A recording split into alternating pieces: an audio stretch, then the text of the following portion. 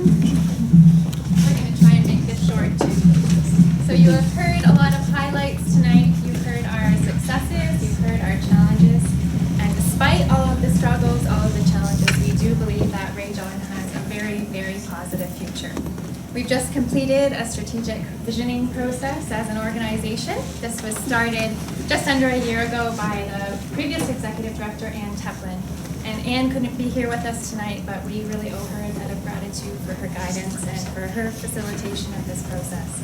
And it's been very positive for our organization, involving not just our board members, but our volunteers, our committee members, as we together look to the future. And we looked at Ray John's three main branches, so our Canadian organization and our projects and our trips. And we thought about the vision for each area. What are our key goals? Where do we want to be 5 years from now? And how are we going to get there? Now, rather than reading you the whole 25-page report, though I'm sure you're dying to hear every word, Debbie and I thought we'd give you some highlights tonight and talk a little bit about what these goals will play out like in the future and what they actually mean for real people and real projects. So the 5 strategic goals are sort of listed there, facilitating partnerships, and they're very important as you've heard them mentioned here, partnerships in Haiti, partnerships in Canada, and partnerships between Haiti and Canada and the Dominican Republic. Sharing our stories, impacting communities, engaging volunteers, and building capacity, building our own capacity, building the capacity of our project areas. But of course, these goals are meaningless unless they produce results and have impact. So impact is important for us to focus on, and without, really the question is, what is Ray John's actual impact, and what impact have we had over time, and how will we manifest that in the future? And that's the challenge for the board that we just confirmed today at the AGM. You'll see on the slide impacts here. We have impacts in Canada with the solid and strong volunteer base. We have 175 or thereabouts volunteers. 6,000 people have attended awareness trips over the years. Heather's gathered all of these statistics. I wouldn't know these numbers at all. So, over the years, many partnerships with other organizations, and many of those partnerships are integral to what Ray John is able to accomplish and learn, and to be able to produce results and impacts. And there are representatives of those partners here. I'm not going to repeat what we have heard about Hope for Haiti, who have a skill and capacity in building and construction, and who are really integral to the continuation of the Gilbert Clinic, and the fact that it survives and is there as an infrastructure to support in times like this when there is yet another natural disaster. Our partnership with Save a Family Plan, which is helping us to build capacity.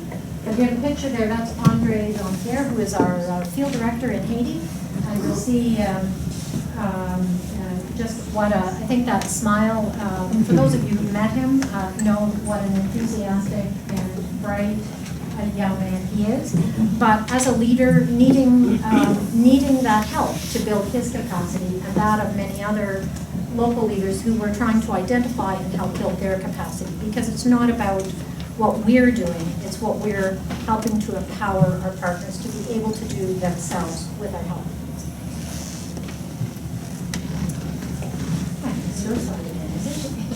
So in the last 30 years, it's a total of $8.8 million combined donations when you gather individual donations and all of our partnerships that has gone towards community development. Woo! Yeah.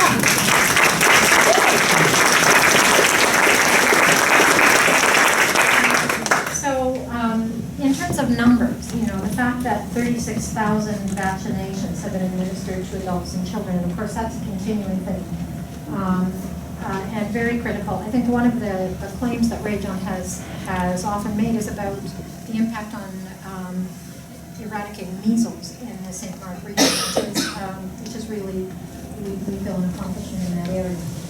The ongoing feeding of the malnourished children through the Cap-Haitien project, in particular the Malnutrition Center, and of course its holistic program to really help to empower parents and to help with education of families, a holistic program, to not just feed children, but to help in other ways. Joanne, you're very modest about the accomplishments of the eyeglass program, but the number of people who have received prescription eyeglasses in 9 countries through the developing world over many years is, again, and empowering in the sense that people have the ability to see and be able to do much more because of that vision. And in education, we have 1,800 students from severely impoverished families who receive tuition support in Cap-Haitien. These are kids who otherwise would not have gone to school.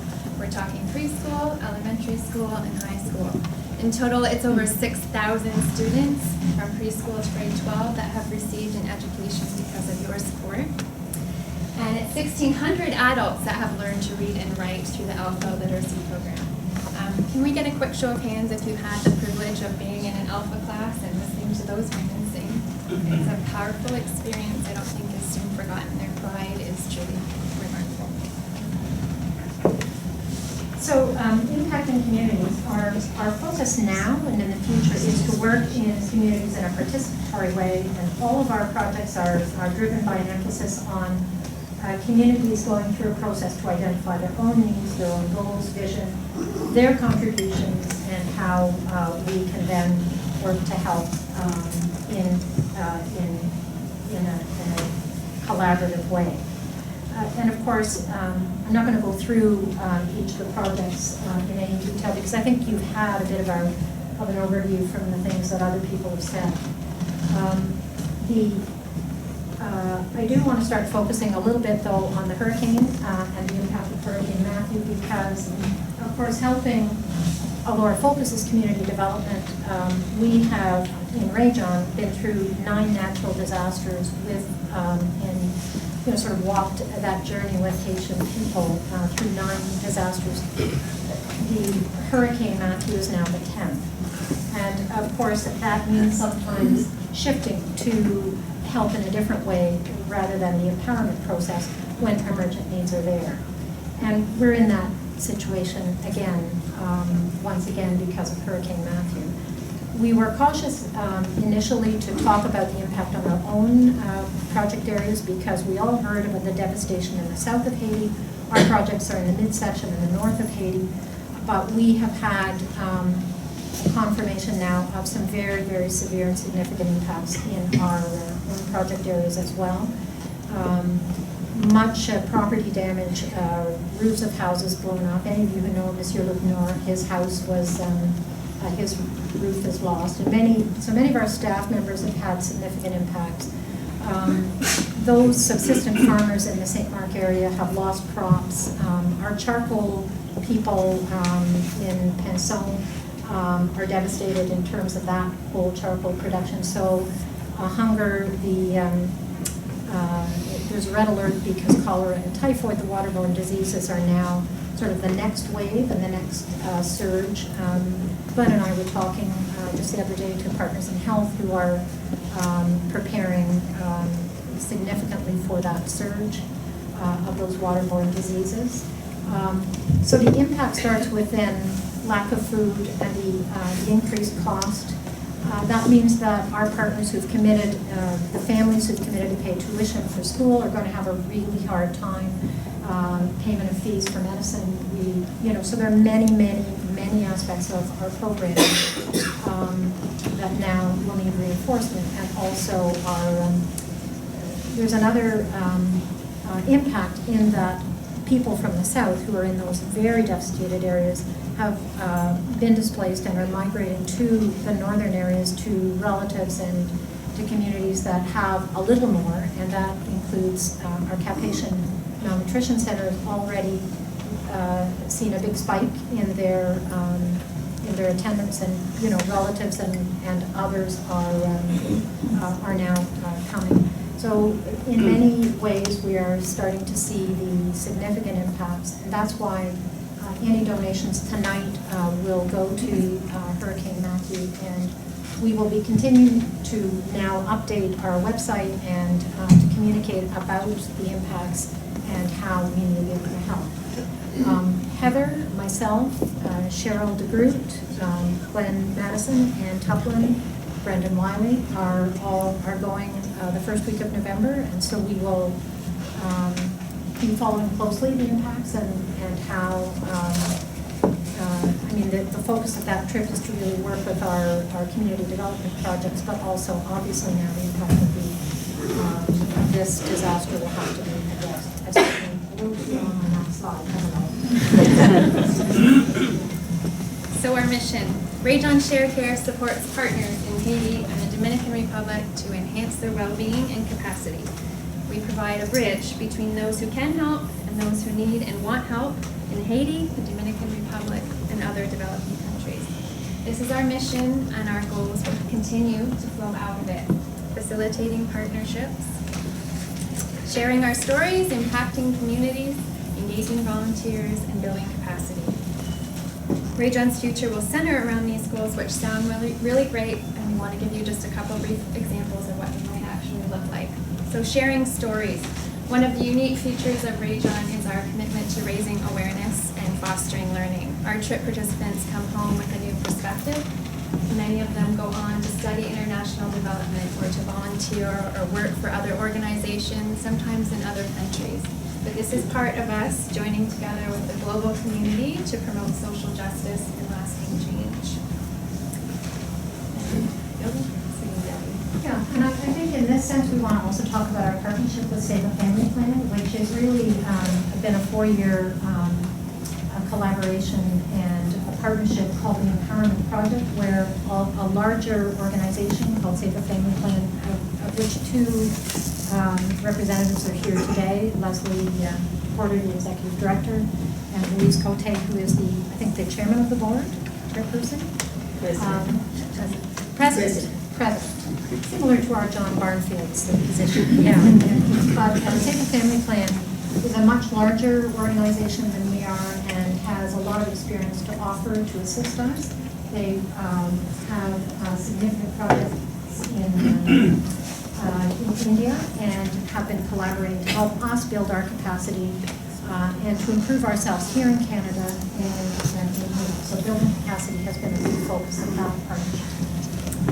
Engaging volunteers. Volunteers are truly the backbone of Rajon. They're making us a community, not just an organization. They are also our fundraising powerhouses.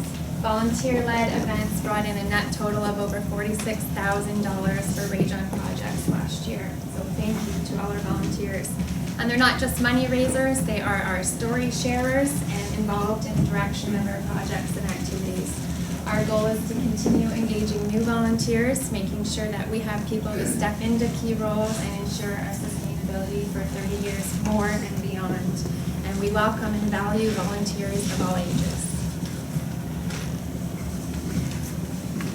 Yes, so I don't think I really need to make much by way of additional comments here, other than to say that we really are open to answer any questions or to have a dialogue about the details of what we're doing. And I think pretty much anyone who's been on a recent monitoring trip or who's part of the projects committee, and could project committee people maybe put their hands up, people who are working on the project committee, who are people who you might want to ask questions of or follow up with about what the project activities really are.